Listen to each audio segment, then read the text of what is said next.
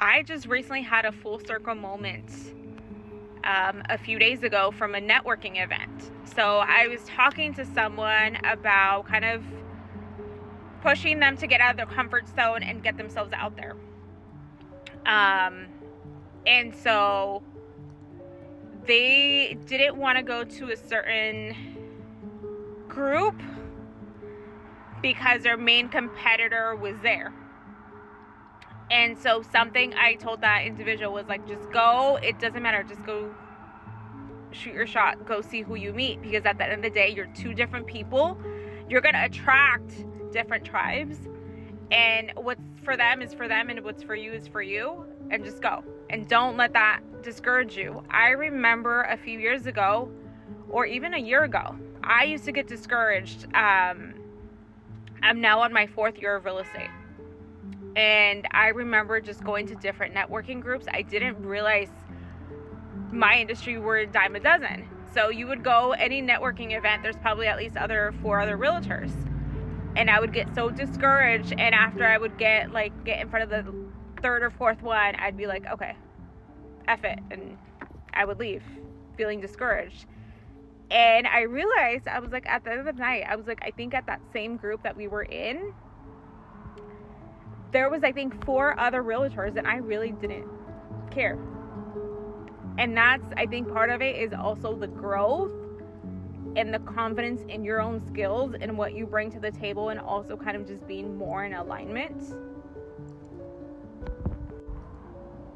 But yeah, I just had a little bit of full circle moment in that. And then also what my background prior to real estate was in human resources.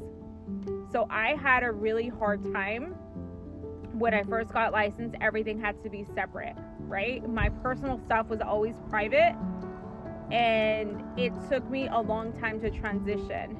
I've since then have deleted the personal accounts, and I mean, I'm not active on Instagram, but at least it's on there, right?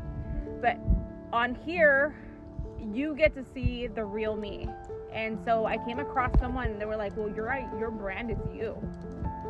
So I really, that was something too that I struggled with, just showing parts of me that wasn't specific to the business.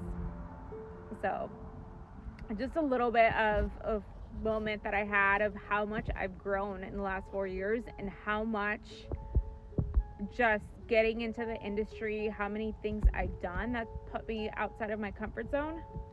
Like, if you would have told me a few years ago that I would be creating content, I would have laughed in your face.